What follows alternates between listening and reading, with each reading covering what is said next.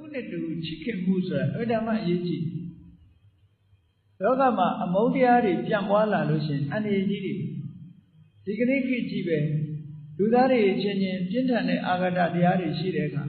ကိုနာဘုံခွဲဒီနာဘုံခွဲတဲ့ကဘာမှာ terrorism ဆိုတာတွေပေါ်လာပေါ့ဒုက္ခရောက်အောင်လူသားတွေဒုက္ခရောက်အောင်လုပ်တဲ့အမှုအကျင့်တွေဒီကနေ့ခေတ်မှာပေါ်လာအဲ့ဒါတွေဟာဘာကြောင့်ဒီလိုဖြစ်ရတာလဲဆိုပြင်းထန်တဲ့အမုန်းတရားတွေကြောင့်ဖြစ်တာတဦးနဲ့တူမေတ္တာထားနိုင်မယ်ဆိုလို့ရှိရင်ဒီအနေအထားမျိုးမရောက်ဘူး